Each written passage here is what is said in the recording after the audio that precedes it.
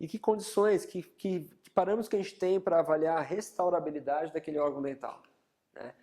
Comprimento radicular é um, porque nós temos que avaliar o comprimento da crista óssea alveolar e quanto que ele está inserido. E o pino, geralmente, o parâmetro de aproveitamento é da crista óssea para baixo, e não da junção amelo-sementária, não da linha gengival. Tá? Então, quanto maior o comprimento da raiz, maior é a possibilidade, a versatilidade de procedimentos restauradores que a gente tem. Inclusive, de a gente sugerir talvez uma tração ortodôntica para aproveitar esse comprimento radicular e promover a linha de terminação fica mais próxima da gengiva, quando você tem uma perda de remanescente coronário. Outra característica que a gente tem que observar é o formato radicular. Pré-molares, por exemplo, e molares têm as raízes mais elípticas.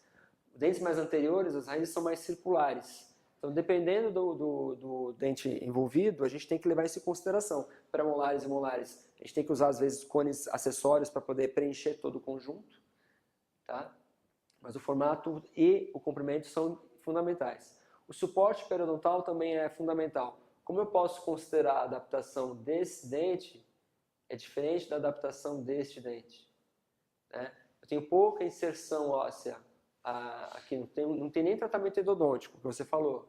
Aqui eu teria que fazer tratamento endodôntico e estender o pino até dentro, mais para dentro da estrutura óssea envolvida. Porque desse jeito aqui, a chance de fratura aumenta. Tá? Porque eu tenho um pino na mesma altura. Então a força de alavanca incide na mastigação. Eu posso ter uma fratura radicular por eu não ter considerado a necessidade de eu estender o pino até os 2/3 radiculares.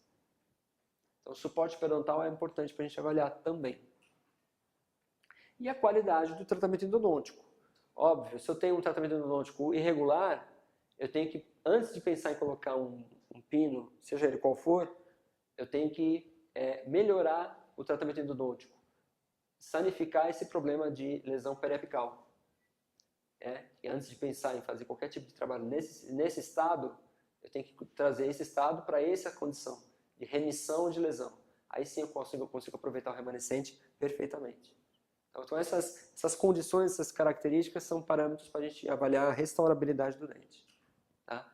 E a execução propriamente dita, né, nós temos um caso onde temos uma perda estrutural coronária, endodontia realizada, removemos o esmalte sem suporte e o dente mais escurecido. Lembrando que a zona crítica apical é uma área a ser considerada, porque pela maior quantidade de canais acessórios. Então, na avaliação radiográfica, a gente observa, às vezes, pequenas ramificações onde o cimento extravasou, mas não desmerece em nada a qualidade do tratamento endodôntico. Baseado nisso, a gente tem a necessidade de manter estável a região periapical. E é controverso entre autores. Alguns autores pensam em uma distância de 3, outros consideram ideal uma quantidade de 4, outros de 5 milímetros. Tudo isso vai depender do tamanho da raiz, tá? E da qualidade também do tratamento endodôntico. Mas existe uma controvérsia muito grande.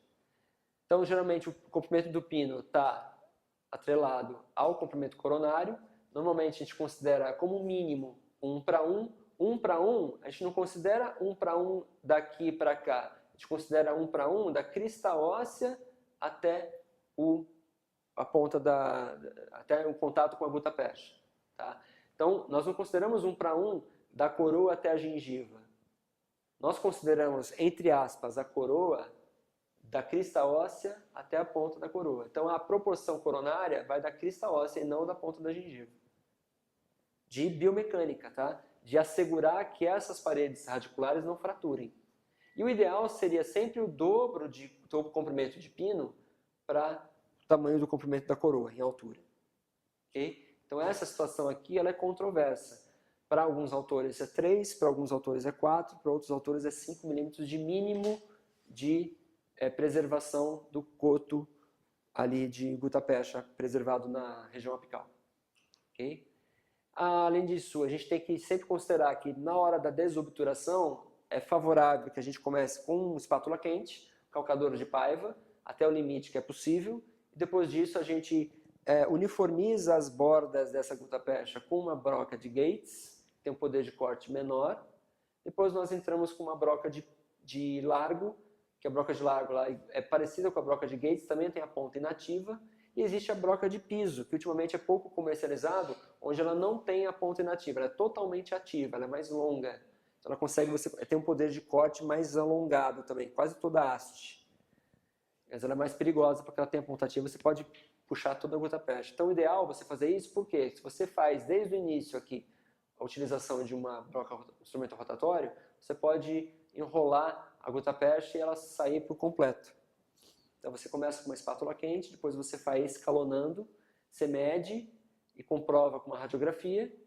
E você, assim, a partir do momento que você parte da 1 para 2, depois da 2 para 3, você recua de meio milímetro a 1. Como a gente faz na endodontia. A gente tem a lima memória e nós recuamos meio milímetro a cada evolução da lima. Aqui é a mesma coisa. Quanto maior a espessura da broca, maior a necessidade de você recuar de meio a 1 milímetro. Com isso você consegue esse formato geométrico cônico, né? Tem uma convergência, aí no caso é uma divergência para a oclusal, para a cervical, né? E uma convergência para a apical. É um formato escalonado. Por quê? Se você não respeita isso, você faz um preparo muito largo. Ah, eu vou usar a broca 4 até a região de 2/3. Não, mas eu respeitei, eu tenho 2/3 de comprimento radicular. Tem, só que essa região aqui ficou muito fina. Você não respeitou essa proporção de terços, né? Então, consequentemente, você favoreceu a fratura nessa região quando foi cimentar o pino metálico ou pino pré-fabricado. Aqui você fez pouco, você mal tirou a gutta-percha, não fez o preparo, você fez um pino muito estreito. Então, a chance na biomecânica mastigatória de ter um amassamento, uma dobra nesse pino muito estreito, muito fininho, também é maior. E o ideal seria você proporcionar. Então, a mesma espessura daqui, a espessura do pino e a espessura da outra parede. Você faz uma ferulização, você protege o órgão dental. Pinos muito curtos, como as pessoas não levam em consideração essa distância aqui da crista óssea para cima, consideram só da gengiva. Ah, mas eu tenho proporção 1 para 1, ó. Aqui tá parece quase que 1 para 1. Só que 1 para 1, só que dentro de uma raiz muito longa. Então a chance de fratura do remanescente também aumenta. Você poderia, no trabalho com um conduto mais longo, estender o pino até 2/3 e ficaria preservada com mais facilidade a estrutura dental remanescente. Okay? E dentes multirradiculares, que você tinha falado. Geralmente, nós não precisamos utilizar os 2/3 de toda a raiz, mas você pode usar 1 para 1 de 2 raízes. Você divide a carga mastigatória e dissipa melhor para o longo eixo do dente. E você evita a rotação também, se for uma raiz circular. Okay? Então, sempre o ideal seria escolher sempre o canal menos curvo, de preferência o mais volumoso. Okay? Outra consideração, aqui uma outra imagem naquele mesmo caso, né? O preparo, preparei, aqui ó, respeitando a proporção de terços, tanto no sentido na secção transversal, quanto no sentido longitudinal também. Então, pino de fibra de vidro, respeitando a proporção de terços. E aqui também, ó, sabendo que aquela conicidade, aquela convergência que eu tenho convergindo para a apical e divergindo para a cervical, eu tenho a convergência da parte coronária, que é invertida. Eu tenho a convergência para a oclusal, na parte coronária, e a convergência para a apical na porção radicular. Aqui, ó, usei um canal mais amplo, um pino mais longo e um mais curto para evitar a rotação da peça. Mas tanto um contra o outro, os dois convergem para o mesmo sentido. Ok? Lembrando que depois que a gente aproveita algum remanescente, o conjunto dente-pino, depois que a gente finaliza o preparo, a coroa vai ter a função de estabilizar todo o conjunto. Então as cargas mastigatórias vão dissipar para o longo eixo do dente, de uma forma mais favorável. Mas existem casos que a gente não tem como. Então quando a gente utiliza tem pouco remanescente coronário, é preferível usar um núcleo mais rígido, ou metálico, ou cerâmico fundido. Tá? Aqui no caso, quando tem remanescente ainda coronário, a gente pode utilizar um pino de fibra de vidro ou fibra de carbono. Mais ou menos 2 milímetros. Que é o parâmetro de resistência ainda desse remanescente. Então, o comprimento radicular, aqui é outra imagem. Mesmo as imagens aqui, eu que não tirei, não sei porquê. Tudo bem. Vamos lá. Quando uma parte estrutural muito grande foi destruída, qual o critério para a escolha do uso de base ou para a utilização de núcleos para a restauração do dente? Então, tem muita estrutura perdida, né? Eu tenho um critério para usar se eu vou utilizar um ou outro. É a proporção coroa-raiz. Isso é para qualquer tipo de pino, não de um ou de outro.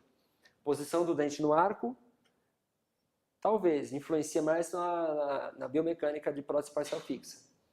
Anatomia do dente a ser restaurado, também, porque a anatomia radicular influencia na confecção de qualquer pino que você for utilizar. Mas a quantidade de estrutura remanescente que é o fundamental, né?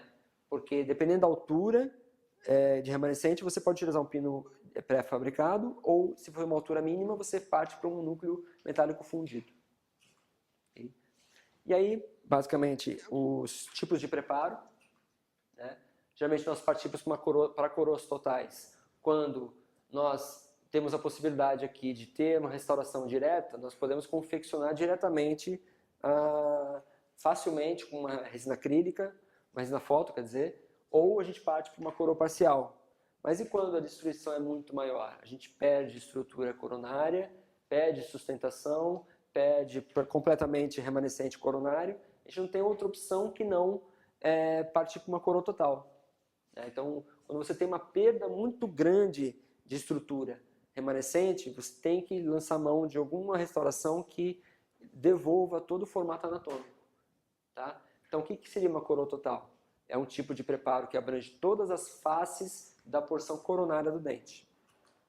Pode ser anterior ou posterior, pode ser unitária ou múltipla, e tem vários materiais envolvidos que podem ser utilizados. Que indicações que nós temos? Né? Quando essas faces axiais dos dentes eles foram descalcificados ou sofreram algum tipo de fratura ou trauma, ou por lesões cariosas recidivantes. Então, se nós perdemos a estrutura por essas condições, a gente tem uma indicação própria para confecção de coroas totais. Então, no caso aqui, um paciente que perdeu a cúspide vestibular aqui, tem pouco remanescente coronário, aqui perdeu a estrutura aqui palatina, então a gente tem que buscar retenção e confeccionar uma coroa total para fornecer para o paciente condição anatômica e funcional. Outra situação clínica, onde perdeu a estrutura, perdeu a altura, nesse caso onde o paciente tem uma coloração do substrato muito escurecido, né? Então essa condição me exige a confecção de coroas totais metálicas para recobrimento de toda a superfície e devolução da anatomia. Outra indicação seriam relações oclusais anormais, onde, por exemplo, nós temos uma perda acentuada de altura por conta da perda posterior de contato ou força excessiva de hábitos parafuncionais.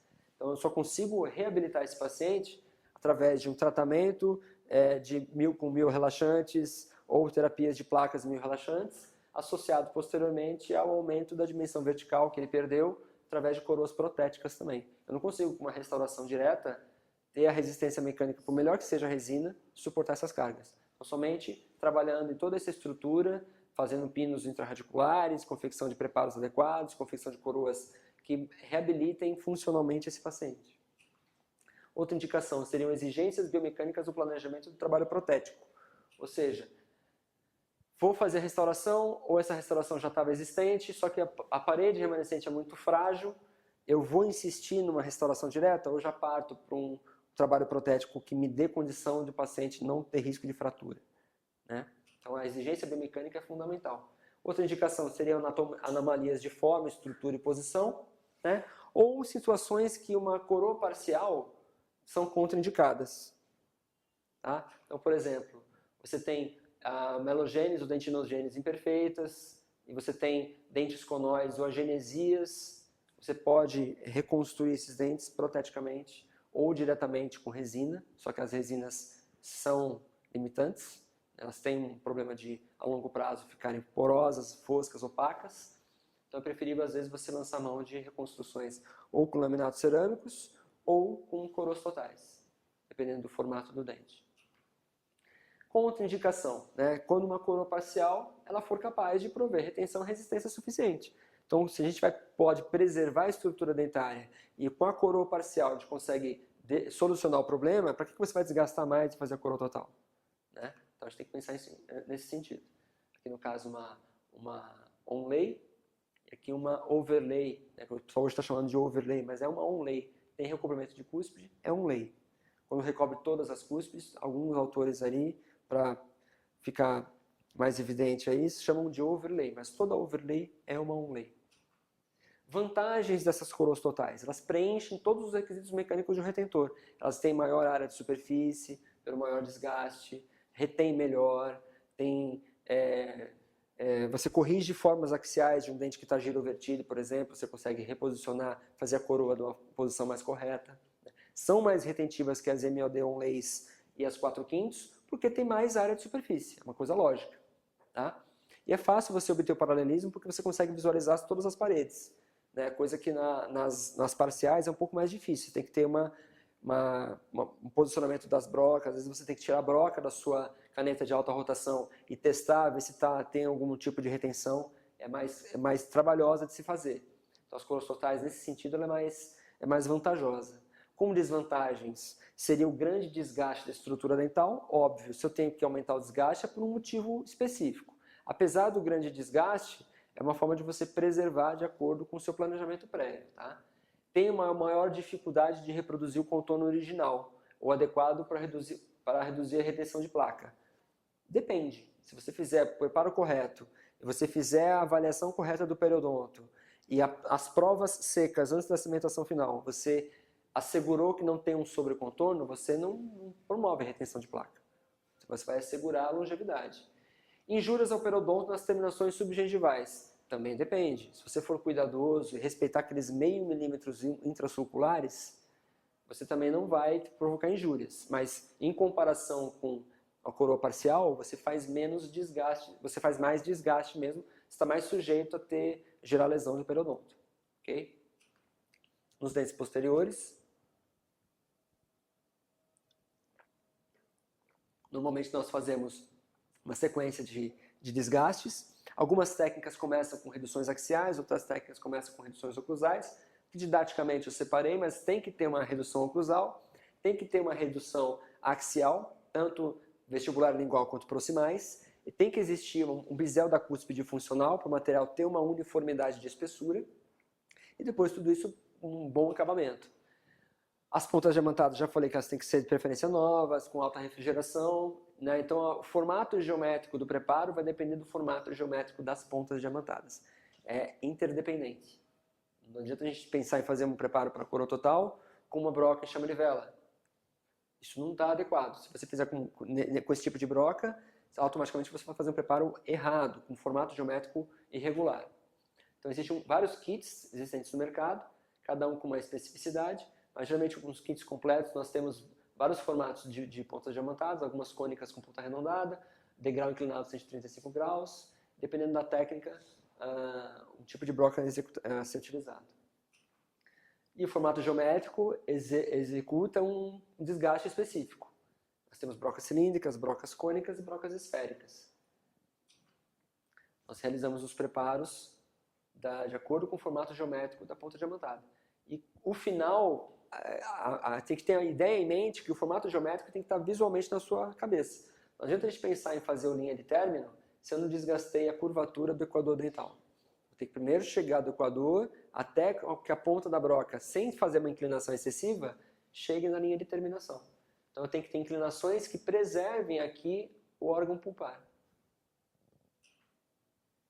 Outras imagens aqui de desgaste e sulcos de orientação, até chegar no formato final de preparo. E futuramente, virtualmente, a gente tem uma ideia de como vai ficar a coroa protética. Geralmente, a quantidade de desgaste na redução oclusal, alguém fez gol.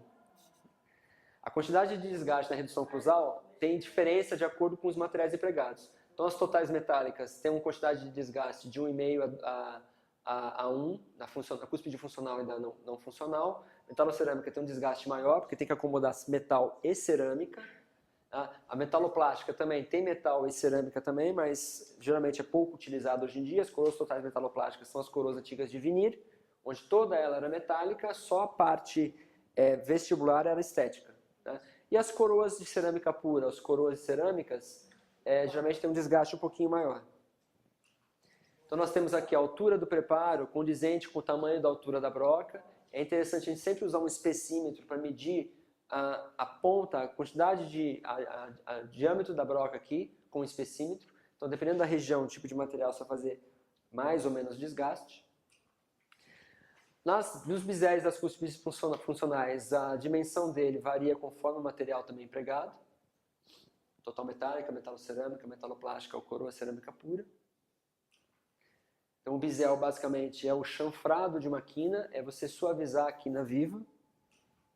Então qual é a função do bisel da cúspide funcional? Ó, se a gente, coroa que não tem bisel, a coroa ela vai recobrir, vai ficar um ângulo vivo, e a chance aqui de sair a cerâmica do copo metálico aumenta. E a chance de deflexão da parte gengival, da parte cervical, também aumenta. Na oclusão você tem um potencial risco de ter a fratura dessa região aqui ou o craquelamento da cerâmica. Então é interessante você fazer o bisel da cúspide funcional para ter uma uniformidade de espessura em toda a extensão do preparo. Na redução axial, nós temos uma quantidade de desgaste também, né? Nós temos reduções axiais vestibulares, linguais e proximais. Então, na redução axial vestibular, total metálica é menor do que os materiais. Por quê? Porque a total metálica é somente o metal, e o metal aceita pequenas espessuras. Metalocerâmica, metaloplástica e corocerâmica precisa de um desgaste um pouco maior, porque a cerâmica precisa de uma espessura mínima ali. Então, de 1,2, 1,5, né? Menos que isso, ela corre o risco de fraturar também, mesmo apoiada sobre dentina. Tá? Então, a redução axial vestibular, a redução axial palatina, a redução axial proximal e a redução axial lingual. Acabamento, todas elas, todo o preparo tem que ser, após todo o formato geométrico, a gente tem que fazer o acabamento e o polimento adequados. Tá? De preferência, avaliar com o seu olho diretor se há áreas de ângulos vivos, ou áreas retentivas, ou áreas sem terminação cervical.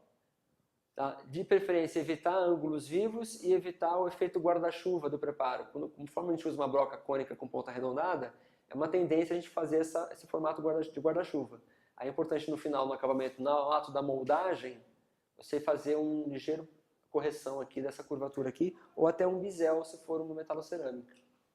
Então aqui, ó, preparo condizente, com uma angulação, uma convergência axial interessante, com uma distância oclusal do antagonista suficiente, a gente consegue um preparo que vai propiciar retenção, estabilidade e uma boa adaptação da peça. Okay?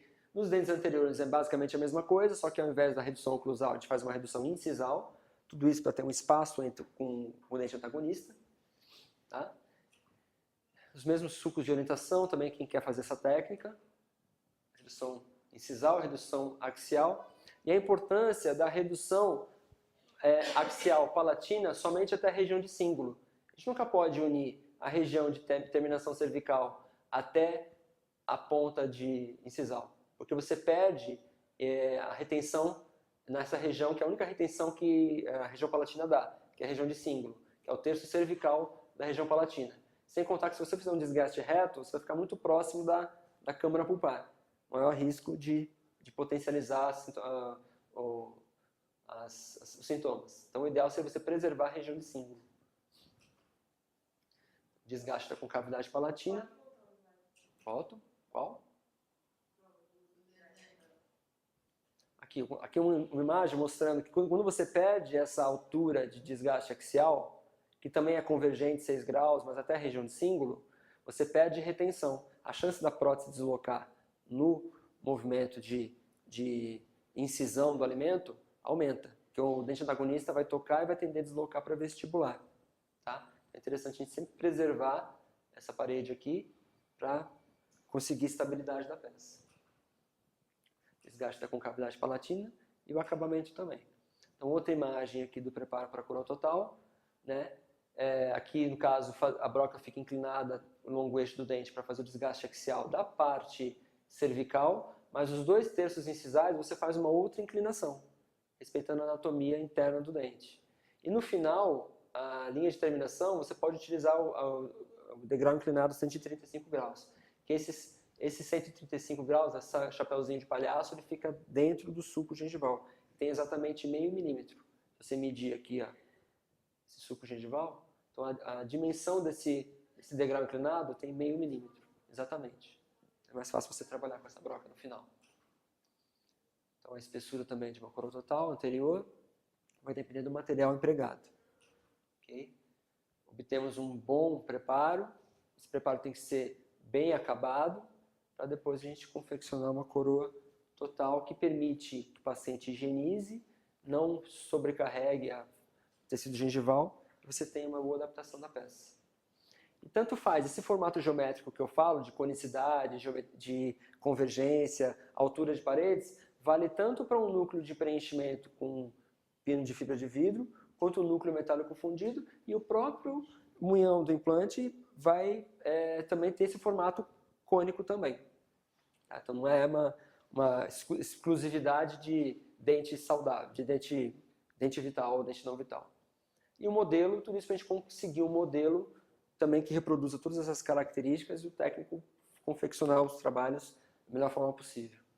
Outra imagem aqui dos núcleos metálicos também, bem polidos. No caso aqui, existe a necessidade de você fazer um trabalho que recubra todo esse substrato escurecido, mas é tema de outra aula.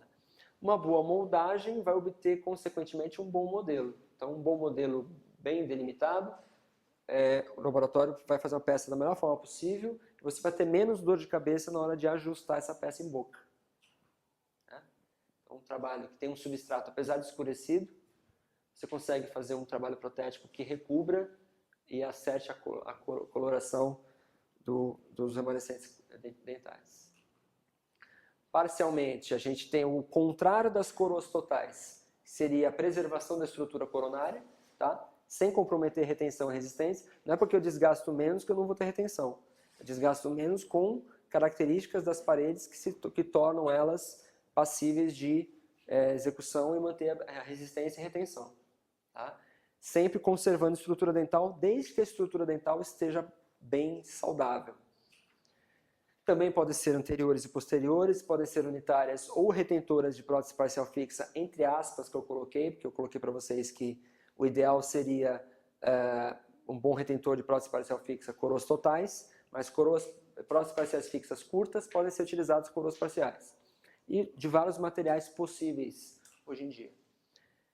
Para dentes posteriores, elas têm indicação de restaurar dentes que perderam quantidades moderadas de estrutura dental. Né? Então você tem, mantendo intacta ainda a parede vestibular. Podem ser retentores de próteses parciais fixas, desde que sejam casos favoráveis e curtos, menos extensos. Dentes com risco de fratura, ou seja, você tem um potencial, uma parede que está mais frágil, você pode pensar em fazer uma onlay que recubra a cúspide e direcione as forças para o longo eixo. Tá? E restabelecer a oclusal. Às vezes você tem uma perda de estrutura, um desgaste oclusal acentuado, você pode fazer um recobrimento oclusal, como a MLD onlay, você restabelece a oclusão do paciente. Na região anterior, você tem a indicação de restabelecer a guia, para aqueles pacientes que perderam por desgaste excessivo, e também para esplintagem de dentes, ou seja, dentes que perderam inserção periodontal. Você pode fazer uso de coroas parciais para poder melhorar também o apoio periodontal desses dentes. Como contraindicação, seriam coroas clínicas curtas. Coroas muito curtas, você não pode fazer um preparo parcial porque não vai ter retenção suficiente para fazer um desgaste que já é parcial. Então você precisa de uma coroa clínica normal ou, de preferência, coroa clínica alta. Retentores de próteses parciais fixas extensas. A chance de deflexão aumenta. Se eu tenho uma chance maior de deflexão de toda a viga, de pônticos, consequentemente, se eu tenho um apoio parcial, eu tenho uma chance de descolamento da peça da estrutura toda. Elas são inadequadas, não contraindicadas, tá? Elas são inadequadas para dentes tratados endodonticamente, por causa da limitação estrutural. Então, se você tem um dente que foi tratado endodonticamente, mas tem um bom suporte de remanescente, tudo bem. Mas geralmente, nós, quando tratamos endodonticamente, geralmente nós nos deparamos com coroas bem mutiladas, né? Vantagens seriam a conservação da estrutura dental, é o contrário da coroa total. Então, coroas parciais têm a vantagem de conservar mais, menos dano à polpa e ao periodonto, porque você está fugindo da quantidade de desgaste mais invasivo. Facilita a higiene, porque geralmente as margens são supragengivais. Dificilmente uma coroa parcial fica com margem subgengival, senão vira uma coroa total, né? Tem melhor escoamento do cimento, porque você consegue visualizar melhor aonde está extravasando, você consegue limpar todo o cimento extravasado, né? E você tem um melhor assentamento da peça, você consegue visualizar por ela ser parcial, você consegue melhorar a adaptação da peça, fazendo alguma correção, algum ajuste, apesar do preparo ser mais difícil, né? Então, como desvantagem, tem menos retenção. Tudo tem uma contrapartida, né? Se eu tenho maior preservação de estrutura, porém eu vou ter menos retenção e resistência, porque a área de superfície é menor, se comparado com uma coroa total. O preparo é mais difícil, requer uma destreza mais apurada do profissional, por conta dessas várias nuances de algumas regiões divergentes, as paredes, outras regiões convergentes, mas via de regra, toda a parede axial, seja na coroa total ou na coroa parcial, toda a parede axial, ela é sempre convergente para a oclusal, tá? E, assim, menor expectativa estética se relacionada a coroas metálicas, porque às vezes você pode fazer uma onlay metálica, em casos onde tem um paciente com bruxismo acentuado. O ideal seria fazer uma coroa metálica e não cerâmica, tá? Que tipos podem ser as parciais? Podem ser extra ou intracoronárias. Como exemplos de extracoronárias, existem as coroas 3/4, as coroas 4/5 e as facetas laminadas. As coroas 7/8 hoje em dia não se utiliza mais, não se usa mais essa nomenclatura. Algumas questões falam em coroa 7/8, então tem que ficar atento. Mas nada mais é do que a quantidade de superfícies envolvidas. Hoje em dia a gente considera 4/5, que seria o preparo, como uma coroa total de 4 faces, preservando a face vestibular, e a 3/4 para dentes anteriores, onde você, das 4 faces envolvidas, você desgasta 3 e preserva a vestibular, que é a 4ª. E as extracoronárias, as intracoronárias seriam as inlays e as onlays.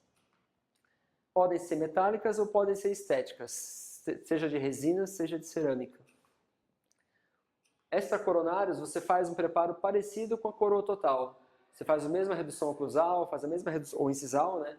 Faz a mesma redução axial, faz a confecção de sulcos ou canaletas diametrais nas proximais, para ser um trilho de retenção e não haver giro, tá? Tem um contrabisel, mas assim, você preserva geralmente a face vestibular. Os preparos intracoronários, as mais comuns são as inlays e as onlays. As inlays, elas podem ser como preparos de classe 1, 2, 3 ou até 5 de black, da mesma forma, só que as paredes são mais divergentes. As paredes circundantes, normalmente elas são divergentes para a oclusal, e as paredes axiais são convergentes para a oclusal. E o istmo, que é a união da proximidade das duas vertentes de cúspide, ela não pode ser inferior a 2 milímetros, com risco de fratura da porcelana. Então, porcelana menor do que 2 milímetros, ela tem uma facilidade maior de fratura, tá? Todos os ângulos devem ser arredondados, né? E o slice proximal é um desgaste contrário, ele permite uma facilidade de adaptação da peça. Vou mostrar a imagem depois para entender. Esse é o istmo. Essa largura aqui, quando a gente faz o recorte e o preparo, né? Esse istmo não pode ser inferior a 2 milímetros, senão na hora de adaptar a peça ela pode fraturar. Então tem que ser sempre entre 2 e 5, porque também não pode ser além de 1/3 da distância entre cúspides. E as margens oclusais, elas têm de preferência, não pode coincidir com os contatos. Então, ou você tem um contato oclusal antagonista ou sobre o dente, ou sobre a restauração. Okay? As inlays, como desvantagens, maior risco de fratura de cúspide sem suporte, né? Quando ela fica muito fina, ela tende a favorecer por acúmulo de tensões, efeito cunha, né? Você tem uma oclusão sobre essa restauração e ela dissipa as forças laterais. Então, esse acúmulo de tensões ela pode favorecer as fraturas. Mais ou menos isso que acontece. Se Se você tiver paredes muito frágeis, com acúmulos de tensões muito grandes, por ângulos muito vivos, ela pode favorecer a fraturas da cúspide de trabalho. Então, tanto na restauração direta quanto nas restaurações indiretas parciais. Uma restauração de amálgama ou de resina também pode acontecer, se você tiver remanescente muito frágil. Então, para evitar isso, acabando já. Tá. Para evitar isso, a gente lança a mão de coroas onlays. As onlays, elas podem ter extensão MLD para poder distribuir melhor a carga, né? As mesmas características das inlays valem para as onlays. A diferença é que ela se estende até recobre a cúspide para proteger. Com essa intenção aqui, ó. As inlays, elas propiciam cargas laterais que tendem a fraturar. As onlays, elas vão proteger as cúspides, vão direcionar as forças para um longo eixo do dente. Aqui uma imagem de elementos finitos, mostrando numa inlay a concentração de força nessa região cervical. Nas onlays, com recobrimento de cúspide, você tem a diminuição da coloração vermelhada aqui. Então você tem uma dissipação de força mais favorável. Tá? Então o preparo é basicamente a mesma coisa, você estende, você reduz a oclusal, faz o bisel da cúspide funcional e o ombro, tá? Você faz o istmo, faz o preparo MLD, como se fosse uma caixa MLD de uma restauração classe 2 de Black, preparo das caixas proximais, tá? E os slices para poder adaptar a peça. Como vantagens, elas podem ser livres de metal, né? Que melhora a estética. Remoção tecidual mais conservadora por ser uma coroa parcial, né? É isolante, tem baixa condutividade térmica desde que seja uma coroa parcial cerâmica. A metálica já não vai ter essa vantagem. É possível de reparação, também depende do material que for empregado, mas normalmente você consegue reparar restauração cerâmica com algum material resinoso se faltar alguma brechinha que você falhou na sua técnica. Mas você consegue reparar as emendas, as interfaces.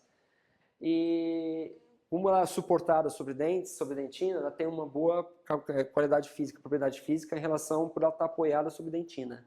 Quando ela está desapoiada, ela se torna friável. Outra, tem resistente ao uso, né? Ela é mais resistente do que as resinas, ela é mais dura, inclusive, que o esmalte dental, né? Não tem a contração de polimerização que é inerente ao material resinoso, preserva a estrutura, né? Porque protege a cúspide, tá? E promove uma boa resposta tecidual pela lisura de superfície. Você consegue dar um polimento melhor nas restaurações cerâmicas. Como desvantagens, custo e tempo elevado. Coloco o será entre aspas. Se você tem uma destreza manual, você reflete o custo pela qualidade do material, né? Precisa de uma sensibilidade técnica, como toda coroa parcial. Precisa de uma destreza manual mais delicada, né? É mais friável? Sim. Só que se ela for apoiada, ela não se torna friável, ela se torna bem resistente. Tá? Tem maior possibilidade de desgaste do antagonista por ser cerâmico, ele é mais duro que o esmalte dental. Dificuldades de união, coloquei será também, porque os materiais resinosos atuais permitem uma boa adaptação, uma boa retenção da peça, tem uma qualidade retentiva muito boa, uma boa qualidade de união entre a peça cerâmica e o órgão dental. Tá? Como dificuldade. Porque é uma desvantagem. Em algum livro mais antigo, por exemplo, ele vai considerar uma desvantagem.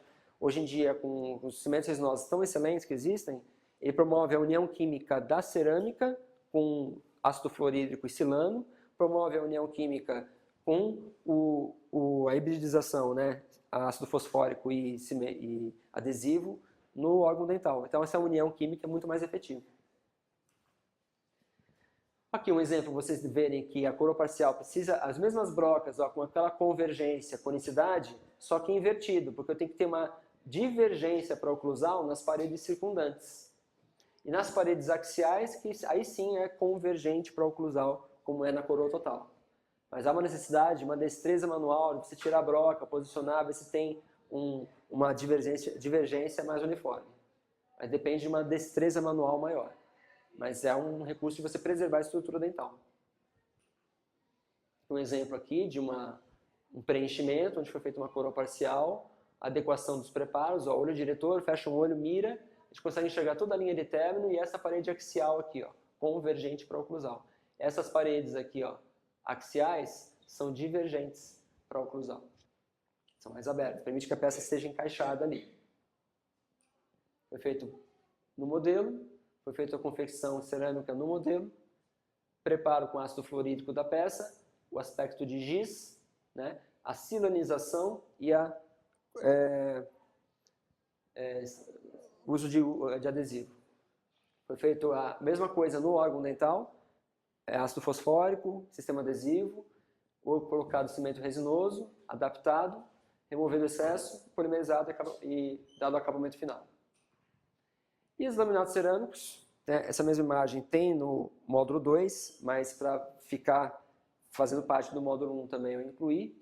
O desgaste normalmente nós fazemos nas facetas de porcelana giram em torno de 3 a 5 milímetros, aliás, 0,3 a 0,5 milímetros. Nós podemos fazer esses laminados cerâmicos através de um estudo prévio, de uma moldagem prévia de estudo, confecção de um enceramento diagnóstico para ter reanatomização do formato geométrico, que vai ser o novo formato anatômico do dente do paciente. Normalmente são indicadas para mudanças de posição, forma e tamanho, tá? Quando o caso convém. Dentes com alterações cromáticas, dentes com múltiplas restaurações ou o substrato mais escurecido. E são contraindicadas onde o remanescente dental está muito fragilizado, ou seja, tem espessura muito fina, menos do que 50% de esmalte, tá? Onde existem alterações oclusais que inviabilizem ali a confecção de adaptação do laminado cerâmico. Coroas muito curtas também, onde você vai ter uma quantidade de facetas de porcelana muito longa, então a chance de fratura pela protrusão, pelo movimento de protrusão da mandíbula favorece a fratura do ângulo dessas laminados cerâmicos. Então essa altura do preparo influencia. Coroas muito curtas, você tem que fazer uma faceta muito alongada. Tá? E alto índice de cárie. Pacientes com alto índice de cárie é contraindicado a confecção de facetas de porcelana. Tá? Então aqui uma outra questão aqui, ó. No preparo das facetas laminadas, né, a espessura do desgaste depende do material a ser utilizado. Deve-se romper o ponto de contato proximal para melhor resultado estético? Não. Você vai piorar o resultado estético, vai propiciar a impacção de alimento. Término cervical deve ser em ombro com bisel? Não, geralmente é um chanferete muito fino ou lâmina de faca. Tipo de oclusão não interfere no planejamento, muito pelo contrário. Quem tem uma mordida em topo a topo, por exemplo, é contraindicado. Né? A espessura do preparo é em média de 0,5 de milímetro. Sim, essa é a resposta mais correta nessa questão. Tá? Nas facetas laminadas de porcelana, qual é a área mínima de superfície que necessita ser recoberta por esmalte? Né? Então, como eu falei para vocês no slide, em torno de 50%. Menos do que isso, você tem uma chance de desadaptação da peça. A boa retenção com cimento resinoso está mais em esmalte do que em dentina. Okay? A resposta mais correta seria a 50%. E, segundo Baratieri, né, assinale a opção considerada como contraindicação de facetas laminadas de porcelana. Restabelecimento da função oclusal? Não, ela restabelece a função oclusal, ela devolve via anterior, desde que bem apoiado. Né? Mudança do contorno de dentes para suporte de próteses parciais removíveis? Não sei. Mudança de posição do contorno? Não, você pode recontornear os dentes para você ter uma melhor adaptação da curva dos dentes, do grampo protético. Utilização como esplintagem provisória? Sim, você pode esplintar provisoriamente como uma indicação de coroa parcial. Né? Você une todas essas facetas, conforme o caso, você pode melhorar a condição periodontal desses dentes que estão, porventura, alguma ligeira mobilidade. Né? Melhoria da estética não é contraindicação. Né? Agora, a apresentação de mordida em topo a topo, sim. Então, a gente tem que evitar a utilização de facetas laminadas quando você tem uma descompasso oclusal ali do paciente. Tá? Eu não vou me estender muito por causa do horário, apesar que a gente ter começado quase 10 horas da manhã, né, a aula. Mas aqui eu vou passar mais rápido, que é o final da biomecânica. Tá? Até então a gente tinha falado sobre coroas unitárias, apesar de ter iniciado a aula com os conectores, né, e a prótese parcial fixa. Mas a mesma situação que eu tenho de cuidado com o preparo de uma situação unitária, eu tenho quando geralmente eu perco algum dente. Se é uma situação unitária, eu consigo planejar individualmente, eu faço todo o trabalho naquele órgão dental, com as inclinações de paredes, com cuidado de confecção de trabalhos. Tá acabando. Começar na próxima aula, só esse comecinho. Próxima aula tem muita coisa. Não, mas começar a Porque porque a outra aula tem agora 1 hora. Bom, tudo bem para vocês? Na próxima aula a gente combina, traz a apostila. Porque agora falta pouco, tudo bem, mas pode fazer isso, sem problema. É que você vê que essa apostila ela é longa. Né? Aí já começa a negociar e lá não, próximo não 3, porque próximo é o Sim, sim. Aumentou, entrou removido, entrou não sei o que, não tem como condensar. Só que eu te condensou em prótese fixa, mas eu faço isso, não tem problema nenhum, não. que a gente vai na próxima aula para não ficar maçante pra gente. Mas até aí deu para entender agora? Até o que eu quis dizer? Apesar de ter corrido no parte de preparos, parte de retenção, estabilidade, vocês entenderam? Eles costumam pedir bastante isso, tá? Princípios biomecânicos. Mas a gente continua na próxima aula, então. Sem problema. Tá bom. Desculpa a demora, então. Imagina. Tá? Dúvidas? Não. Pessoal que chegou aí cedo, madrugou. A gente vai na próxima aula. A professora de farmácia, no primeiro dia também, que era muito grande, aí ela não completou também. Não, tranquilo. Ela tá inclusive dando aula extra, hoje é aula extra. Essa aqui, no caso, eu até dividiria. Entendeu? Porque não tem como ficar muito longo assim. Mas eu finalizo.